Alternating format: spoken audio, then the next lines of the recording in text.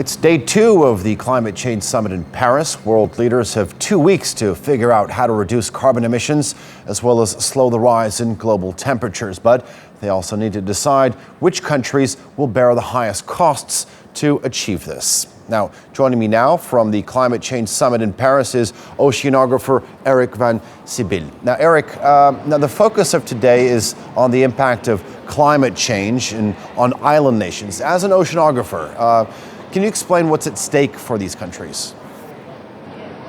Everything is at stake for these countries. Some of these countries, especially in the Pacific, we're talking about Tuvalu, Kiribati, the Maldives, they are so low, they are so flat that any bit of sea level rise that we are going to see might actually inundate these. These countries in a few years, in a few decades, might not exist if sea level rise is too fast.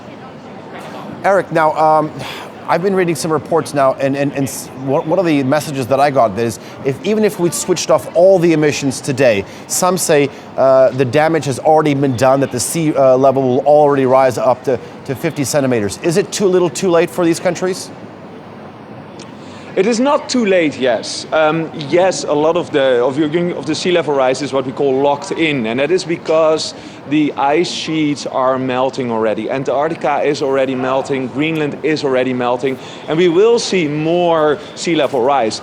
But we can still make changes. It matters what we do here in Paris. It matters whether we get a good agreement or whether we get a bad agreement. It matters whether we stick to 1.5 degrees warming or whether we go to 2 degrees warming, or if you don't get an agreement at all, whether we might hit 5-6 degrees warming, which is really, really a different climate from anything we've seen so far. That's the big debate, 1.5 degrees Celsius versus a 2 degrees Celsius. How much of a difference is that half degree? It is. So think about it.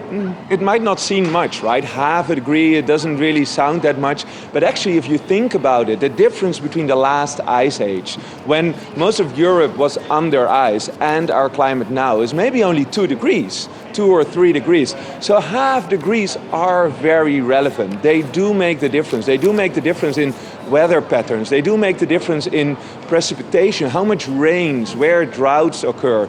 They do make a huge difference on sea level. So even though it just sounds like a weird number, just some number picked out of the air, this is big differences, and this matters to the people of the Pacific Islands. All right, oceanographer Eric van Sebille, live for us from the Climate Change Summit in Paris. We thank you for that analysis.